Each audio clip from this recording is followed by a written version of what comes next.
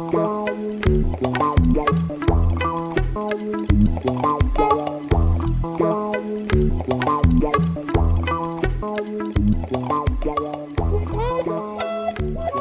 a great honor to be here for Guy's birthday. When I first started doing research as a master's student, my master's thesis was on T of 1 and T of B theorems, actually, in Clifford algebras, of all things. But yeah, so I sort of, I started out learning about, these papers of David and Genet and Kochman and Sems and so forth. And I think I first met Guy as a postdoc in 1997 as this famous MSRI program in harmonic analysis. And I think the thing that struck me the most is, when you're just starting out, you read all these papers by these famous people, and it's all very intimidating, and then you meet them, and he's the least intimidating person I know, but it's a really good thing. I think you need to know that sort of the leaders in your field are not scary people, most of them anyway. Anyway. So I want to talk about a fun little problem.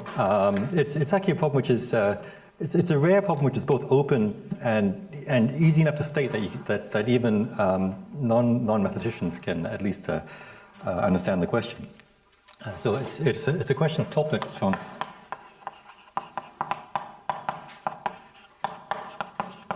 1911, and the question is phrased as a conjecture.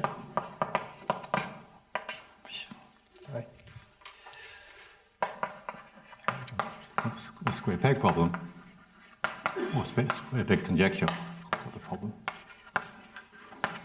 Okay. Every simple closed curve gamma in the plane, so simple means it doesn't cross itself, and closed means it ends where it starts, inscribes a square.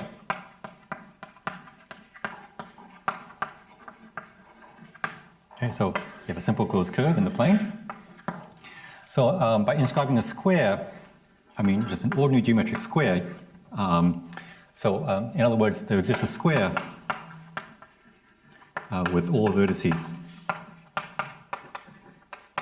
all four vertices on the curve. Okay, so inscribe is not exactly the right word because the square can actually poke outside the curve, but I just want the vertices to lie on the square. Okay. So this is it's a very simple question, and it's still open. You can phrase it sort of more analytically. So the coordinates of a square, I can call this point x, comma y, and this point. Let me just check my conventions. This point I'm going to call x plus a, y plus b. And then this point is x plus b, y minus a. Okay, and this point is x plus a plus b, y plus b minus a. Okay, so what you're asking really is can you solve an equation? Can you solve a system of four equations and four unknowns? No. Oh, no, I see. Okay, I'll just do this. Okay. Okay, so in other words, okay, you can find a solution.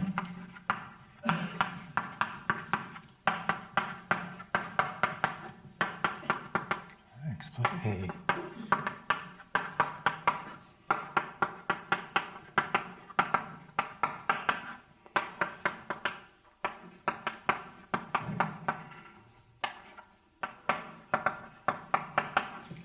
X, Y, A, B are real numbers, and crucially,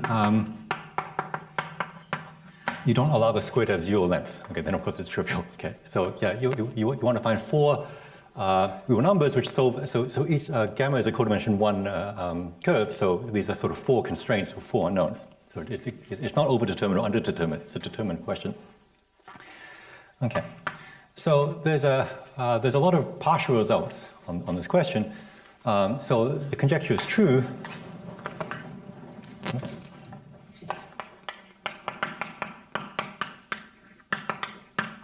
If, for example, if gamma is a convex curve, this is true. This is a result of several people. So Toeplitz first claimed this, didn't quite give a proof. But the gaps in the proof were patched up then by Emp and Zindler. Okay, and the last paper was in 1921. It's true for polygons. A polygonal curve. This is without Hebert. 1914. It's true for piecewise analytic.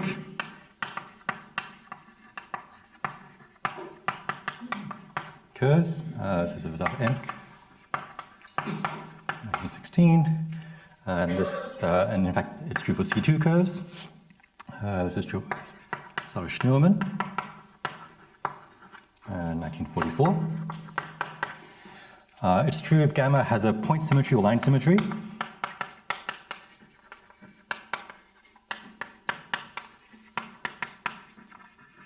So if it's symmetric by reflection around either line or point, then it's only true. So it's like Nielsen and Wright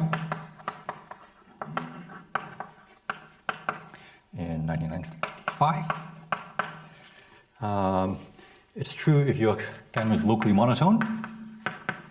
So around every point, there's a coordinate system where the gamma is the graph of a monotone function, and that's a result of Stromquist in 89. And very recently, it was shown to be true for C1 curves, and that's a result of Cantarella, Deanne, and McCleary in 2014. Okay, so there's a lot of classes of curves for which we know it to be true. Basically, you know, so in summary, if your curve is nice enough, it's true. It's a little bit, so you can draw an analogy with the Jordan curve theorem, right? Every simple curve, closed curve, you know, divides the plane into two regions. And this is easy if your curve is nice, like a polygon. And the only subtlety with the Jordan curve theorem is that if all you have is C naught, yeah, okay, so by curve I mean a C naught curve.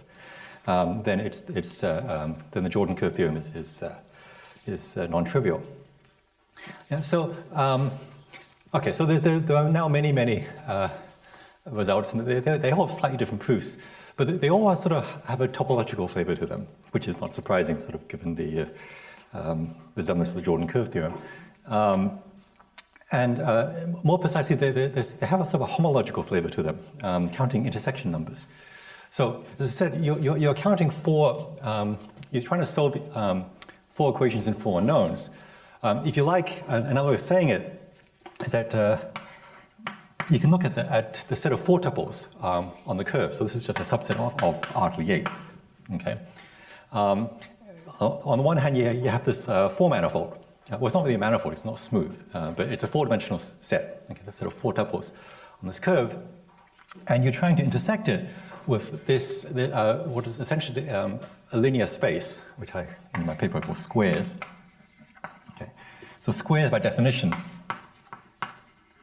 it's just a set of quadruples of vertices of squares. So you take x, y, x plus a, y plus b, x plus b, y minus a, x plus a plus b, y plus b minus a, where x, y, a, b are reals, and AB is not 0. Okay, so this is almost a 4-dimensional linear subspace of R8, except that you remove a 2-dimensional subspace of that, which is the degenerate squares. So you have this 4D subspace, you take out a 2D subspace, so that's a 4-manifold. And so an equivalent way of stating this conjecture is that given any simple closed curve, this 4-dimensional set and this 4-dimensional set have non-empty intersection. That's just a way of reformulating. So the homological approach basically is that the way you can prove something is non-empty is that you just try to count the number of intersection points. You try to just count, you know, so homology tells you if you have 2 4-dimensional objects in 8 dimensions, and in some sense they're transverse, if they're in general position, they should intersect some finite number of times. You should get some intersection number. And maybe you can orient them, and maybe you can talk about oriented intersection number. And you can try to count the number of intersections. And so the basic strategy of proof, I mean, it's not always phrased in this language, but the basic strategy is to try to show that if you count the intersection between these two sets, okay, show that this intersection is an odd number. Okay, because odd then this set has to be non-empty. Now it's well, you know, it's a trivial thing, but it's you know. Now you have to have a caveat now. So actually, the way I've set it up, this is never true because there's a symmetry. This intersection is always a multiple of 4 because if you have a square, you can rotate it. You can permute the vertices. So yeah, modulo symmetries is. Okay, so there's a discrete symmetry of order 4 which you quotient out, but after you quotient that out, this happens to be odd.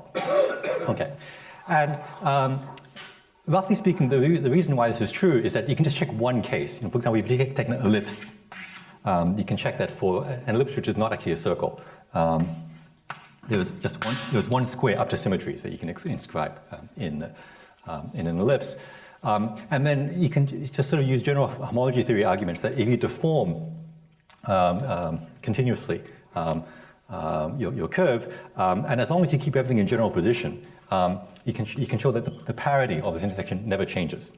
That you know, as these two curves, as these two four manifolds, well, I mean, this is always fixed. As you deform this four manifold, you can sometimes you can create a pair of intersections, or sometimes two intersections can sort of disappear, but you can't just create one. Okay, so yeah, I mean, if you want to use fancy language, you're using homology of Z2 coefficients or something. But right, and so the okay, so this you can prove for sort of nice general position gamma. So of course, it's not quite true for certain curves. For example, if gamma is a circle, then there's an infinite number of squares. Okay, so and that's because these two four manifolds then are not transverse. Okay, there's a degeneracy. Okay, but as long as it's sort of general position, then you can make this work, and sort of and if things are smooth enough or piecewise polygonal or something, you can make this work. And then to do all these other cases, you try to approximate. Okay, so then, you know, for a more general gamma, you just try to approximate by nice general position gamma, by nicer curves, and take limits. Okay, so if you have some rough curve and you want to show it inscribes a square, you can try to smooth it out, you know, and by some nicer curve for which you can already do something, find squares in the approximation, and then take a limit and hope to, you mumble compactness, and then you should somehow get a square in the limit. And this works in many cases. Okay, and this is why we have all these results. But there is this key problem, which is this set here, the set of all squares, is not compact. Well, it's not compact, it's not closed, it's the more important thing, because of this condition, that you don't want your squares to degenerate to 0. So the main enemy is that as you take a rough curve and you approximate with something smoother, these results tell you get a square, but the square could be really tiny. And as you take the limit, the square may degenerate to a point. Okay, and then so all you conclude at the end is that your curve inscribes a point, which is not very interesting. And okay, I mean that can't happen if your curve is nice enough. So if your curve, for example, is C2,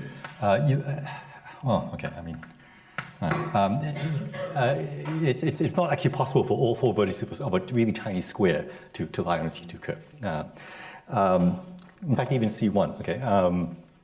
And sort of okay, and so that sort of roughly is what is behind all these restrictions on gamma. Okay, so it, if you phrase it this way, it sounds like the main difficulty with this problem is that you just have to be better at understanding rough curves, which many people in this audience are very good at, and just sort of understand limits better. But it seems that there is a limitation to this approach. I don't think you may be able to relax these conditions a little bit further, but I don't think you can prove the whole general conjecture this way. And I'll try to give you some evidence of this later. But what I want to present is that there's a slightly different approach to this problem, which is not so dependent on homology, on counting intersections. And it's instead more based on cohomology, right, which is the fancy word for integrating. Well, okay, it's much fancier than that, but Deriving cohomology at least is a fancy word for integrating. And sort of, in some sense, you can think of, this problem is actually kind of like a PDE, except that there's no D. Okay, there's no differentiation, but these are sort of, there's a system of equations, and it turns out you'll see. Okay, you can introduce differentiability into the problem, and there is actually a conserved quantity, like a conserved energy to this problem, which you can use to have a different proof of a different style of proof, which can handle some things that the homology cannot. Okay, so let me first give you a positive result. Okay. Okay, so this was from last year, I guess. Okay, so all right, so I can prove the conjecture is true. Gamma is the union of two Lipschitz graphs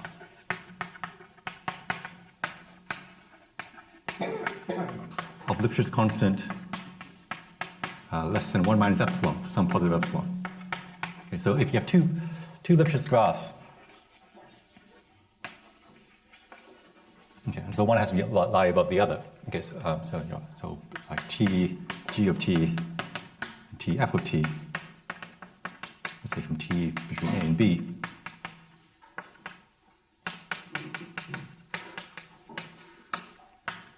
Okay, and so you need G to be pointwise bigger than F. Actually, I think, well, it doesn't really matter. I'm going to put the F on top, Q on the bottom. So any curve which has this form, you can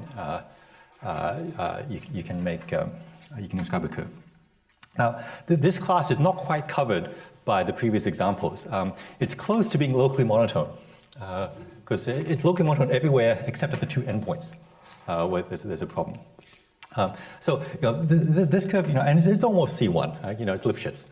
But it's, but the novelty here is that there are these 2 points where things can get singular. So, the thing is that two Lipschitz curves, they can oscillate quite a bit as you approach the endpoint.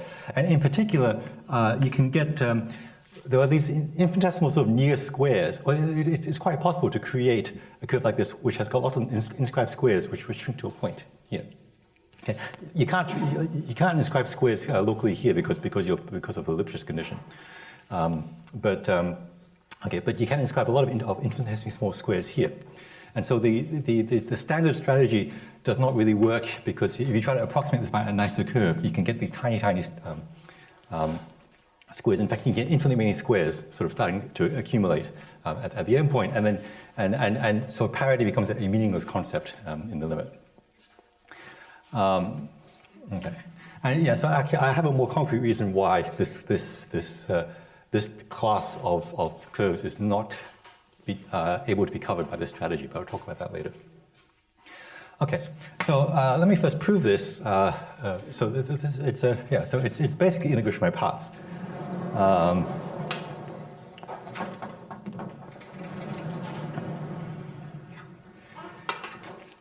right, so let me draw a bigger picture of this curve. All right, so we have 4 equations and 4 knowns. So it's let's first forget about the final constraint and just solve 3 equations and 4 knowns, which is a lot easier. So now the problem is underdetermined, and there's a degree of freedom. So what you expect, actually, is that if you pick any point on the bottom, say, if you pick any point on the bottom curve, you should be able to inscribe an L. Okay. You should be able to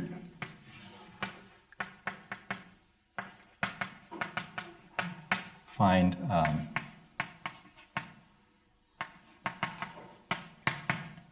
sorry, let's think about conventions. What am I doing?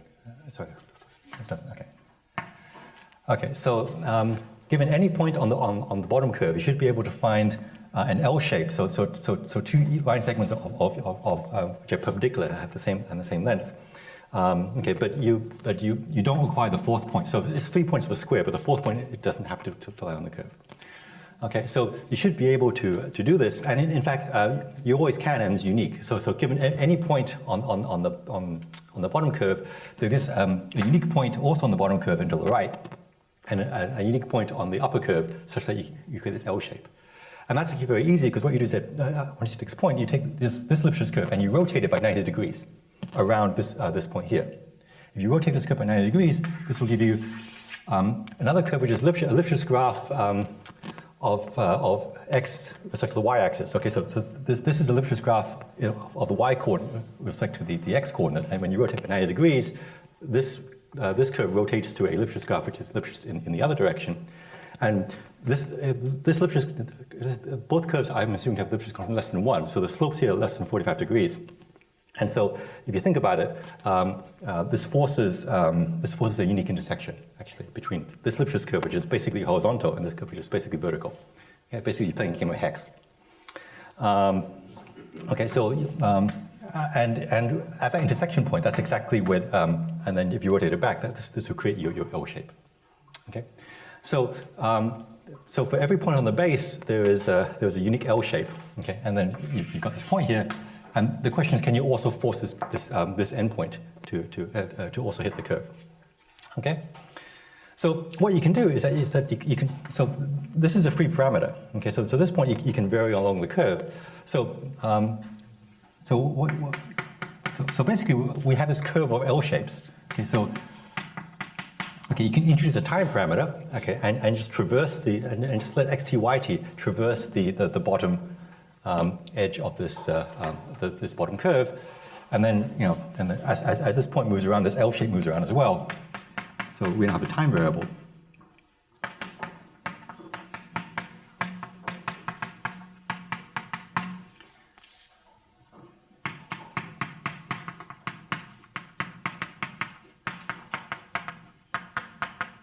Okay, and then this corner also moves around.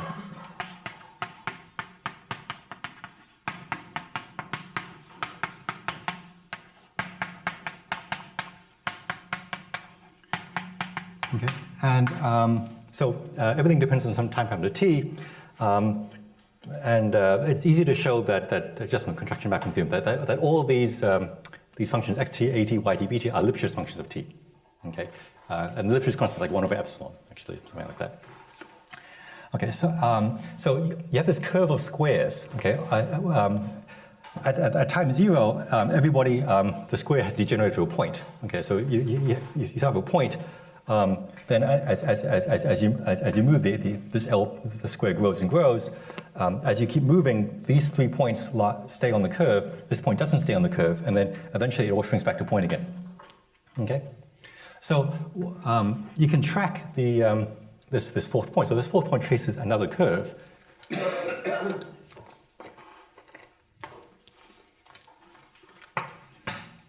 This is the same color. Okay.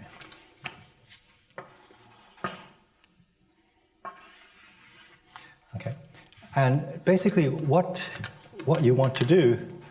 Okay, so let me say. Okay, so gamma consists of 2 curves, gamma 1 and gamma 2, and then there's this extra curve, gamma 3, which is the trajectory of the fourth point of this curve of L shapes. And basically what you want is that you want these 2 curves to have a non-trivial intersection. Okay, so they're going to intersect at the 2 endpoints, but if you can make them meet anywhere in between, then you've created a square. Okay? And now comes the conserved quantity.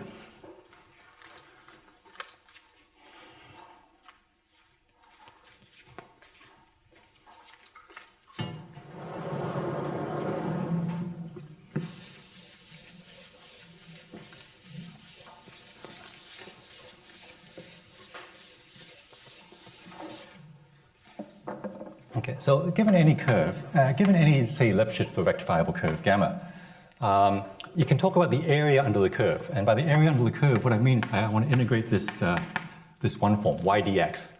Okay, so this is in the Riemann-Stieltjes sense. You parameterize gamma by some x of t, y of t. Okay, and then you take the Riemann-Stieltjes integral of y of t against d of x of t.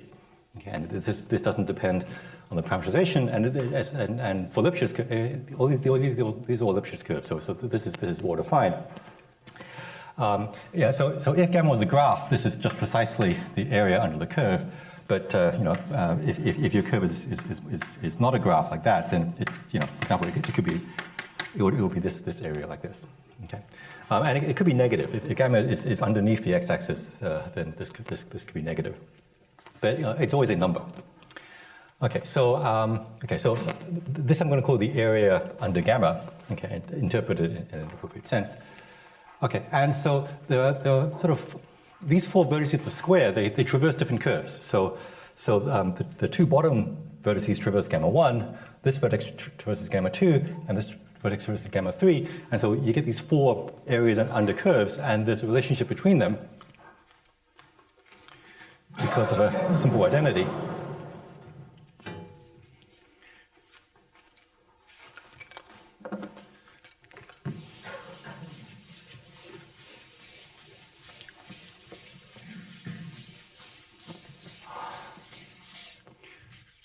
Okay, so you have these four curves. So you can look at y of t dx of t. Okay, so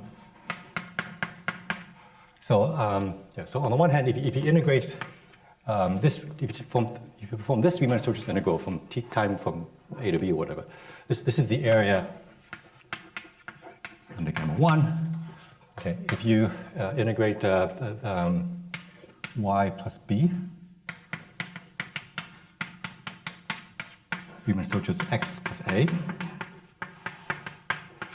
This is also the area under gamma 1. It's the same number because this point here is also parameterized as time varies. This is a different parameterization of the same curve gamma 1. Okay, so these are both the same number, and then finally y of t minus a of t. Dx of t minus b of t. It's the area under gamma 2. Okay. And the final thing, y of t plus b of t minus a of t. Dx of t plus a of t. So it's the plus. It's the area under gamma. Okay.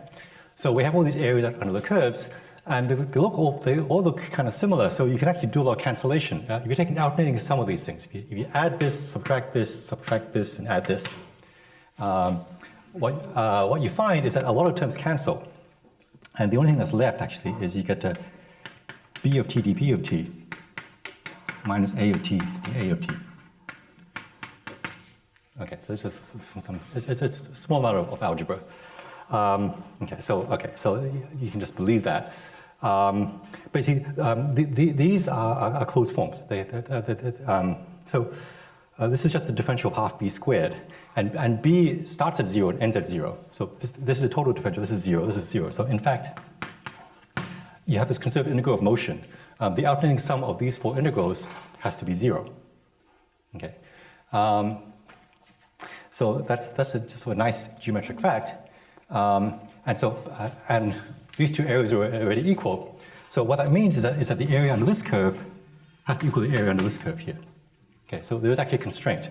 So the way I've drawn this picture is actually inaccurate. Okay, so the area under this blue curve actually has to be exactly the same as the area under the white curve, and that forces there to be an intersection point. They must actually cross. To actually prove that properly, you need the Jordan curve theorem. Implicit in all this is the fact that this is actually so this blue curve gamma 3 turns out to be a simple curve, and that's because of the Lipschitz hypothesis. And so if they were disjoint, if these two curves are disjoint, they would trace out a Jordan curve, and the difference between the areas between the two curves would be the area up to a sign. It would be the area of the domain that they enclose, and that would be non-zero. Okay, so the picture must instead look like this. Okay, so there has to be both positive and negative area between the two curves, and that forces the intersection point. Okay, so this is a non-homological argument. Okay, so it works even though it works at the level of Lipschitz regularity, even though there's possibly an infinite number. So these curves can intersect an infinite number of times, but the area between them is finite. And so somehow area is a more analytically robust concept than an intersection number. It can work in slightly less regular contexts than these arguments here. Okay, so that's a positive result. So unfortunately, I don't know how to push it much further than this. Well, I should mention that this argument was also independently worked out by Karasev. He didn't quite phrase it this way. In this language, basically, what Karasev showed was that the conjecture is true as long as you can't find two L shapes on your curve with you can't find two L shapes on your curve whose fourth vertices agree. So as long as you can't draw a picture like this in your curve, then this argument shows that there are no inscribed squares, and the union two Lipschitz graphs with constant less than 1 has that property. Okay, so all right.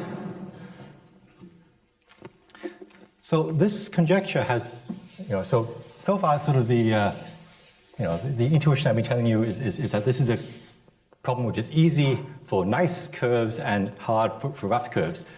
But it turns out that that's sort of an illusion. It seems like really the problem is understanding the smooth case better. And so I can introduce a periodic version of the square peg problem.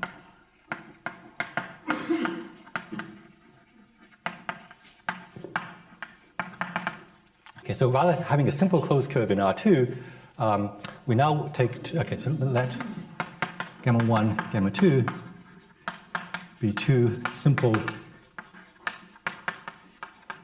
and disjoint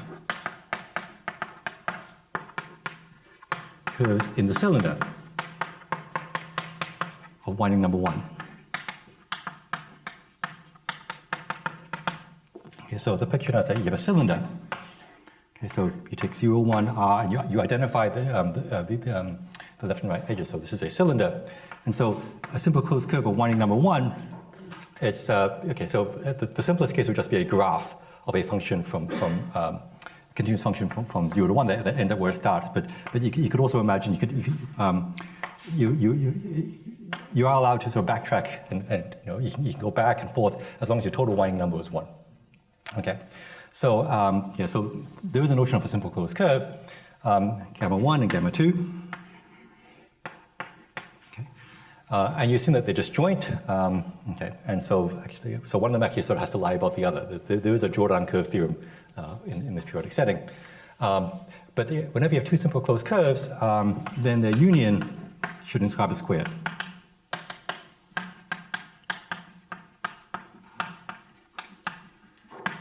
Okay, where two of the vertices lie in gamma 1 with two adjacent vertices in gamma 1 and two adjacent vertices in gamma 2. Okay, so whenever you have two curves like this, you should be able to find a square where two adjacent vertices of the square lie on the bottom curve and two adjacent vertices lie on the top curve. Okay. Why can't they be really far away? Okay, so square, so by square, I mean points x, y plus b. Yeah, it's a good point, David. Okay, y minus a.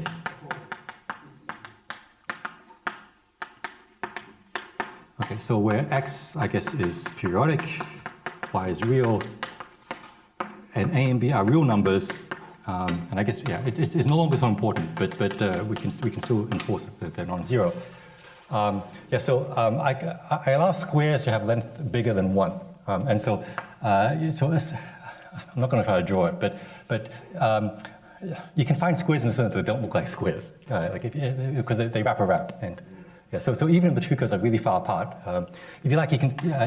And one way to think about it is that if you extend them periodically, then the two infinite curves in the plane will describe a square. That's an equivalent way of thinking about it. And so even if they're very far apart, then they describe a square. Okay, so this is another conjecture you can make. So actually, related to that, so you can force these to be disjoint, to be degenerate, but actually you don't need these to be disjoint, and it's not important that the square has zero length anymore. You can just take two curves, you can allow them to cross. Well, actually, then it's easy actually if they cross. But okay, but you can allow. You can also pose the problem allowing now the curve to degenerate to zero length, and that's an equivalent conjecture. Because if you have two curves that are not disjoint, you can, as David said, you can just shift one up by a very large distance, and then if you do it large enough, they become disjoint. And then any square that they inscribe, it has to have non-zero length. And then you can take a square there, and then you can push it back down. So so in contrast to the non-periodic problem, you can remove this non-closed constraint, and now the problem becomes closed.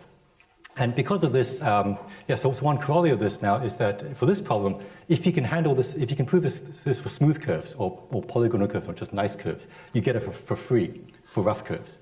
So for this problem, the smooth and rough cases are kind of equivalent, whereas in the original problem, there is really this subtle distinction between the smooth cases and the rough cases. And this conjecture is still open, even say for polygonal curves.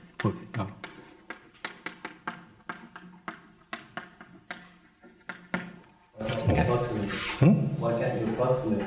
Oh, you can approximate. Yeah. So if you could do it for polygonal curves, then okay. So so this is actually just saying that it's open. Okay. Because if you could do it for polygonal curves, then the approximation argument works because there's no longer this open condition, and it is true for general cases. Okay.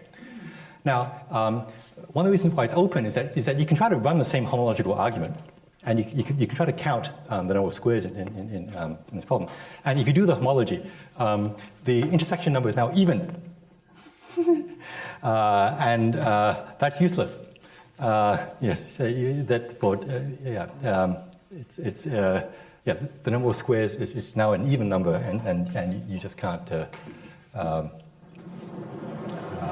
make any conclusions out of that. Now, it turns out the two problems are related.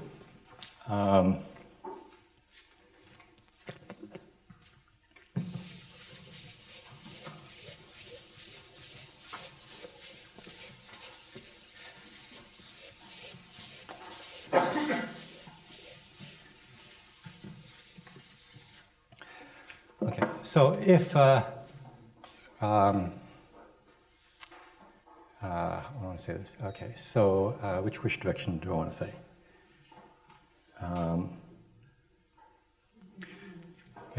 So if the original square problem is true, if the original conjecture is true, then actually the periodic square conjecture is true.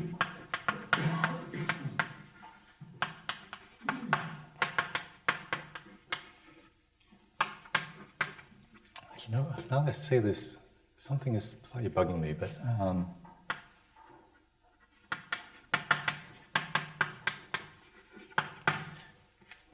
hang on. What I'm saying is it doesn't quite fit with what I just said. So,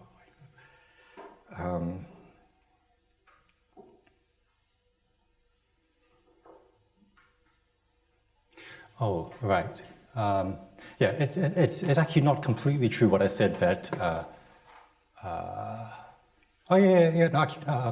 Actually, the way I phrased it.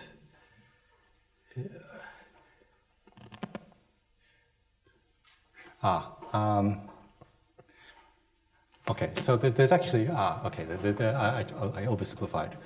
There's actually two versions of the periodic square peg problem. So In this version, I'm forcing two vertices to lie on the bottom curve and two vertices to lie on the top curve. You could talk maybe about, let me call it, there's also sort of a weak version of this conjecture where you don't make that requirement. So you also allow squares to, you also allow, for example, all 4 vertices to lie on the bottom curve, or 3 vertices to lie on the bottom curve and 1 vertex lie on the top curve. That's a weaker conjecture. Now, for that weaker conjecture, you can't easily get rid of the condition that the square degenerates, because now, no matter, even if you translate these two curves too far apart, it's still possible that you can have sort of arbitrarily small squares. Okay, so for the weak conjecture, there is again a distinction between nice curves and rough curves. Okay, for the strong conjecture, there isn't. Okay, yeah. So actually, the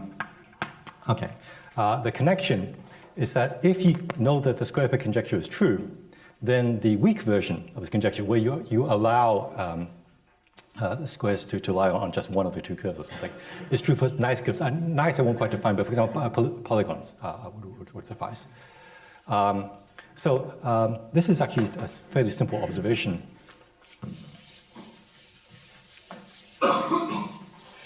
But what it does tell you, or what it strongly suggests, is that if you want to prove the original conjecture, you must actually at some point deal with you must also somehow deal with at least a weak version of this conjecture. And this is a conjecture in which the homological arguments do not work. And so this kind of tells you that you will not expect to be able to prove this conjecture entirely by homological methods.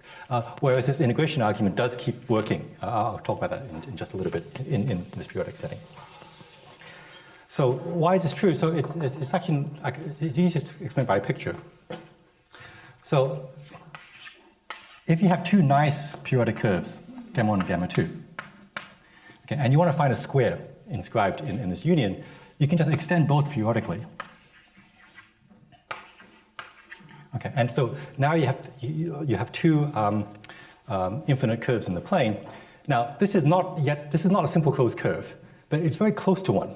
And so you can just sort of pinch it off of the edges to make it a simple closed curve. So what I actually do is that I pick a very large number n, and I apply a map, and it doesn't really matter what the map is.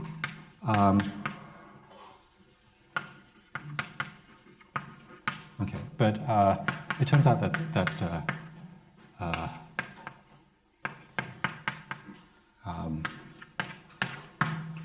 this map works. Okay, so what this map does is that it maps the whole plane, R2 cross R2, conformally, or not almost conformally, to a strip. I think minus n times pi over 2 or something, n pi over 2. Okay, this is just the derivative of this. Maybe I don't have the, sorry, this is the, is that right? Okay, actually, I'm not quite sure what the power of n should be here, but okay, but what this does, okay, the precise form is not so important. What it does, okay, what it does is it will turn this object. It will turn the union of these 2 curves into a simple closed curve. And if I did it correctly, it will do it in a way which is almost conformal. Okay, that angles are almost preserved locally. In the limit, they will be preserved. And so you squeeze it to a simple closed curve, and it will be a nice curve except for the endpoints where it oscillates a lot. And if you know the square peg problem is true for these sort of curves, you can find a square. You can find a square inside this curve, and then it turns out that you can take limits. Okay, so you let n go to infinity, you can sort of renormalize the square to sort of be somewhere in the middle. And if you take limits, you will get sort of an almost square inscribed in this here. And you take limits as long as the curves are nice enough so that you don't get sort of these infinitesimal almost squares. As long as the curve is nice enough, you can show that the limit will be a non-degenerate square contained in your original curve. So you can apply the square peg problem to this compactified curve, and then there's enough compactness in the problem, if your curves are nice enough, that you can recover it here. Okay, so I won't detail that. Okay, so basically, the periodic problem is a subproblem, a subcase of the square case, and it's sort of the first case of the square periodic problem where there really is sort of an infinite amount of oscillation going on. So all the previous results, positive results on the problem, can sort of involve a case where there's only a finite amount of oscillation. That's sort of roughly what all these conditions are saying. But now, once you have infinite amount of oscillation, you can't distinguish between even and odd intersections, basically. And there's some sort of, in the technical term, a swindle. There's a swindle going on where you can interchange an odd and even parity here. All right.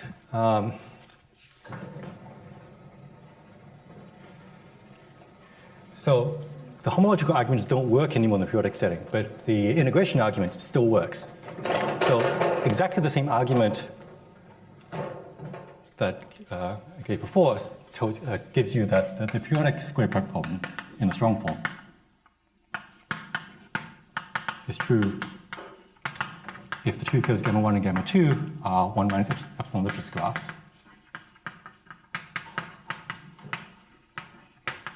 Okay, so if your two curves are graphs of Lipschitz functions and the slope is never bigger than 45 degrees minus epsilon, then exactly the same argument basically works. You can show that you can still define notion of area under a curve and so forth. By integrating, you still have this one y dx. That still makes sense. Okay. Now, there's actually, this is in some sense a bilinear version of, so the square peg you can think of as a linear problem in some sense. Well, it's not actually linear, but it has just one curve as input. And this is a bilinear version without the linear, because there's two curves. But there's actually a quadrilinear version, which I think should be true. So in fact, I conjecture a stronger version. So instead of having two curves, there should actually be a version of four curves. Okay, so let gamma 1, gamma 2, gamma 3, gamma 4 be four simple closed curves.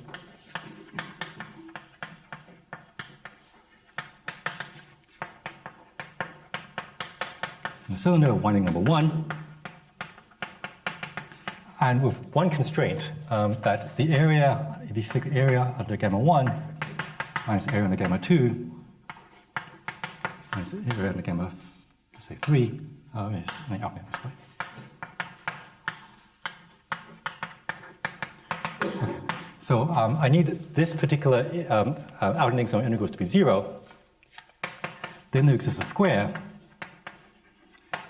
xy, x plus a, y plus b, x plus a plus b, y plus b minus a, x plus b, y minus a, where the first guy lies in gamma 1, second guy lies in gamma 2, third guy lies in gamma 3, fourth guy lies in gamma 4. Okay, so given any four curves now, but with this area constraint, so the outlining sum of the areas must sum to 0. Let's say gamma 1, gamma 2, gamma 3, gamma 4, something like that. You can always find a square. Actually, no, gamma 4, gamma 3 is better. Okay. Yeah. You can always find a square where the first vertex lies in gamma 1, second guy lies in gamma 2, third guy lies in gamma 3, and the fourth guy lies in gamma 4, when traversed in a, say, counterclockwise order. Okay. So some condition like this is necessary. So, like, for example, in the degenerate case where if all four curves are just horizontal lines, then it's easy to see that you can describe a square precisely when this condition is true. Because the four y coordinates of a square, the outlining sum is always 0. Okay, and so this is in some sense a perturbation of that claim. So if you can prove this conjecture, which I believe to be true, that would imply the strong version of the periodic square peg problem. That corresponds to the case when two of the curves are equal and the other two curves are equal, and so the outlining condition is automatically satisfied. So this I believe to be true. The same argument as before is that this conjecture is true if all four curves are Lipschitz with constant 1 minus epsilon. Okay, so if you have nice enough curves, this is a true statement. As the moment you have this equality, you're forced to have a square. But I can't prove it in general.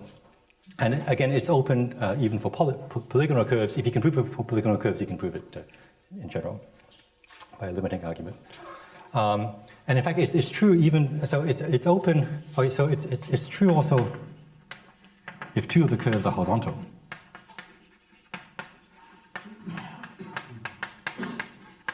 Okay, so that's actually comes from the Jordan curve theorem. If you have two horizontal lines and then two non-horizontal curves, okay, you can inscribe a square precisely the moment you have this condition. I don't know if it's true for even just one horizontal line. So it's open if one curve is horizontal. So if you have one curve horizontal and three arbitrary curves, then I don't know whether this is true or not. There's an equivalent form which is kind of appealing. So maybe, so in that special case, which I think, so this I think is actually the correct model problem if you want to solve this problem.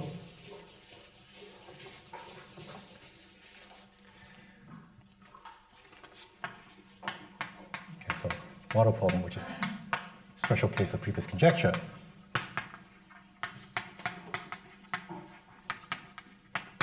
Okay, that if you have three curves, if gamma 1, gamma 2, gamma 3 are three curves, simple closed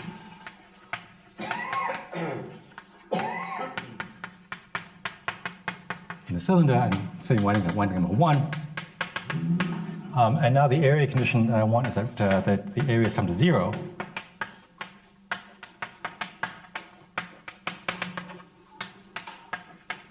Okay. Then there must exist x, y1, y2, and y3. So x is R1, Z, and y1, y2, y3, and the y sum to 0, such that x, y1 lies in gamma 1, x, y2 lies in gamma 2, and x, y3 lies in gamma 3. Okay, so the just to draw a little picture here.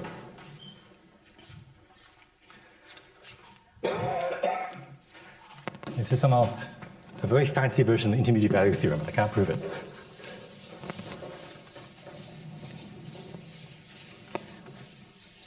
That, so on the cylinder, if you have three curves, gamma 1, gamma 2, gamma 3, and the area, the signed area under all three curves sum to 0, then somewhere there's a point x and a point xy1, xy2, xy3, where the y coordinates sum to 0 at that point. Okay, so if the area is sum to 0, then there must be some point where locally things sum to 0. So if all three of these curves were actually graphs, then this just follows an intermediate value theorem. But yeah, the problem is that the curves are allowed to backtrack, and there's some combinatorics going on here which I don't understand. Well, I can phrase it. I can. So this problem is actually purely combinatorial in some sense, actually. In my paper, I have a rather complicated equivalent combinatorial formulation of this question that has nothing to do with curves. It just has to do with sets of numbers and their sign patterns, which sums are 0, which sums are positive, which sums are negative. So this question is actually, this is equivalent to, so the previous conjecture, do I still have it? Yeah. So if you take this previous conjecture and you set one of the curves to be horizontal, this conjecture is actually equivalent to this conjecture after a linear change of variables. There's a simple linear, you have to shear two of the curves by 45 degrees. This problem is actually an equivalent form of a special case of this problem. So this, I think, is really the model problem. And again, it suffices to understand this for like polygonal paths. In fact, even paths that are just vertical and horizontal lines. Really, that's really. If you can do that case, you can do everything. And that's why there's a combinatorial version. I mean, you can phrase this as a purely combinatorial statement. Very complicated, but purely combinatorial statement. Yeah, but this, I think, is the remaining obstacle. If you can solve this problem, then there's a real chance you can do the whole thing. Anyway. Okay, so thank you very much for your attention.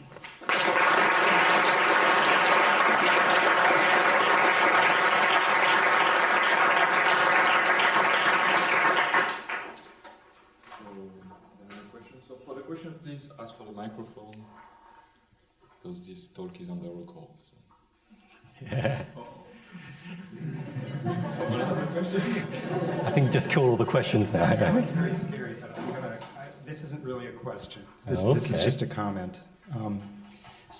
Terry is well aware of this notion of two Lipschitz graphs with constant less than or equal to one anyway has a name. It's called a lip domain. Okay. Yes, fair enough. So, Yes. Okay. Chris Birdsey introduced it in connection with the odd spots conjecture. That's a great name. It And looks so like and he drew a picture in one of his papers of some lips that were shaped just like that. Anyway, I thought that was a good sociological comment to add. It might actually be possible to remove the epsilon, and then you could really do the whole thing for the domain. So, yeah, but I didn't try to do that. Yeah. Okay, that's a nice. He spelled it with a lowercase l. Okay, I did not know that actually. So yeah, okay, that's great.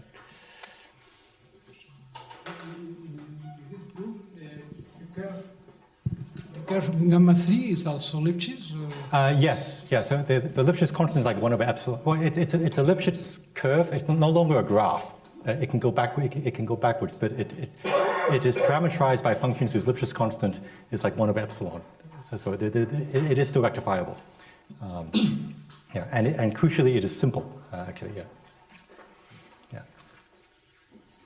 Maybe I have a question. So there are a lot of possibilities of generalization, obviously, like taking triangles instead of squares, or I don't know, other polygons, or does these techniques can apply also?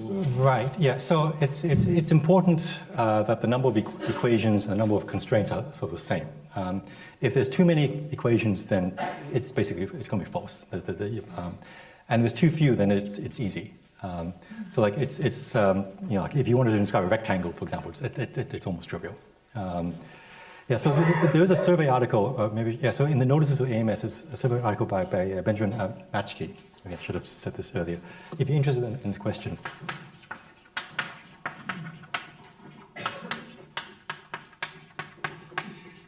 I don't know, about 2 or 3 years ago, which has a nice survey of this question and various related questions.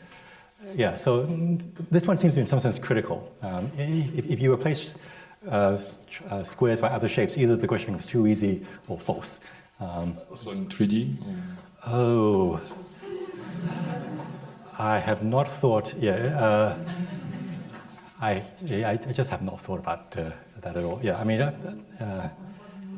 in 3 dimensions, Well, for any such problem, you can again count how many equations, how many unknowns there are. Yeah, there may be generalizations, but I would suspect that the 3D problem is much harder than the 2D problem, which is already hard. So I just haven't thought about these questions.